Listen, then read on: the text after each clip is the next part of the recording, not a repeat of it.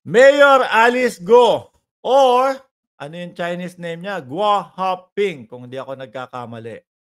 Kasi mga kababayan, yung isinusulong yata, not sure kung kampo ni Alice Go yung nagsusulong, pero ang sinusulong ho po nila mga kababayan, siya yung maging parang state witness o siya yung maging main witness po mga kababayan, ayan, 'no. PAOK, Alice Guo can't become a state witness unless ano ba yung unless na sinasabi ho nila diyan mga kababayan? Kasi kung sinusulong nila na maging state witness si Alice Go, mga bossing, hindi daw ho puwede. Bakit daw ho? Kasi nakikita ng PAOK, mga bossing, na siya yung pinakamasama doon sa sirkulasyon nun, mga boss. Na siya yung siya yung makapangyarihan, siya yung pinakamadami ang naging, problema, sa kanya yung pinakamadaming ebidensya na nakita. Bakit 'yan ang gagawin mong state witness nga naman?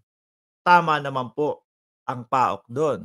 Ang puwede na maging state witness daw po mga kababayan, kung itong si Mayor Alice Guo, siya yung pinaka-least o siya yung pinaka-less evil doon sa sirkulasyon 'no. Mga bossing, kitang-kita naman po natin, ano po, sa Senado, sa kung paano yung mga duktong-duktong, nakikita po natin kung sino yung mga kaibigan nitong si Alice Guo, kung sino yung kanyang mga kasosyo, puro wanted ho, mga kababayan. May mga kaso ng, money laundering. Oh, paano mo siyang sasabihin na siya yung pinaka-less evil dun sa sirkulasyon na yun? Ang mga magiging puwedeng state witness, siya yung pinaka, konti ang krimen na nagawa ho. Siya yung mismong talagang ano, siya yung mismong talagang pupuntiryahin po, mga kababayan, 'di ho ba? Nung mga kakasuhan, Kumbaga mga bossing, isa siya doon sa pinaka-head ano, tapos gagawin mong state witness. Nakakatawa nga ho, mga kababayan. So, sa malamang sa alamang at isa pa sa sinasabi ng PAOK, mga kababayan, si Gua Haping daw po, mga bossing, kumbaga parang itinakwil na o tinalikuran na ng bansang China, mga bossing. Kaya daw po hindi puwedeng ipa-deport, mga bossing. Which is, kumbaga, tumutugma naman po, mga kababayan, doon sa ating kagustuhang mangyari. Ano ho, kasi ang gusto may narinig tayo na, "Oh, deport na 'yan, i-ano na lang 'yan, ibalibag na lang sa China agad 'yan." Gano'n. Sabi ko naman, paano naman yata o paano naman yung mga kasong laban sa kanya? Gano'n na lang 'yun, 'di ho ba? Gano'n-gano'n na lang 'yun, hindi na pagbabayaran. Siguro po kapagka gano'n nalaman nung mga Chinese na mga mahilig pong gumawa ng mga illegal, baka, "Ay, ayos pala sa Pilipinas. Kapagka ikaw, nahuli na gumawa ng mga illegal, ibabalik ka lang sa China, ide-deport ka lang. Gano'n-gano'n lang pala do'n. Mas safe tayo do'n. Pumunta tayo sa Pilipinas." 'Di ba? Kasi mas okey do'n. Mahuli man tayo, hindi tayo makukulong. Sabi naman po natin mga kababayan, hindi puwedeng i-deport agad-agad 'yan. Kailangan pagbayaran niya muna yung kanyang mga kasalanan kung mapatunayan ho dito sa Pilipinas. Ilongko muna, ioblo muna, 'di ho ba? Ioblo muna. Tapos kung kailangan talaga ibalik na sa China, i-deport na, 'pag napagbayaran na, saka i-deport. Pero yung sasabihin mo na straight deport, naku, parang naging ano naman, langit naman ang Pilipinas nun.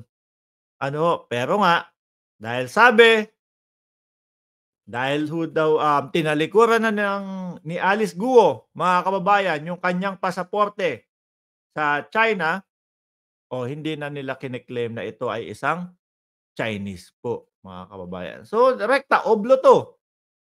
Yung mga kasong ikinakaso ho sa kanila mga kababayan, ano pa po, mga nobel pa po mga bossing. Hmm, Nandiyan yung mga human trafficking, qualified human trafficking, mga boss, oh. Habang dinidinig po ang kaso, kapag 'yan yung mga kaso ninyo, ang dami, nasa oblo si mayor, habang dinidinig po 'yan. Hindi po puwedeng habang dinidinig, nasa labas po 'yan mga kababayan. Baka bigla na lang pong maglaho, baka mamaya matunton na naman po, bakit nasa Davao si mayor? Ano ho, kasi yung isang big boss o manager yata nung Pogo Porac mga bossing, saan ho natagpuan? Patakas. Gagamitin ho ang Davao. Gagamitin ang Davao Airport. Magtataka ka na lang nga ho sa kanila mga kababayan, bakit ho? Ang dami namang airport na nakapaligid sa Maynila, nakapaligid malapit sa Pampanga, pero umaabot pa sila, dun pa sila dadaan sa Davao. Panigurado naman po kung pupunta sila o babalik sila ng China, mga kababayan, may flight. Ano ho, may flight na manggagaling kung diyan sa Manila International Airport. Bakit magtataka ka, bakit kailangan pang dumaan doon sa Davao? Siguro magpapaalam muna, "O boss, ako po ay aalis na.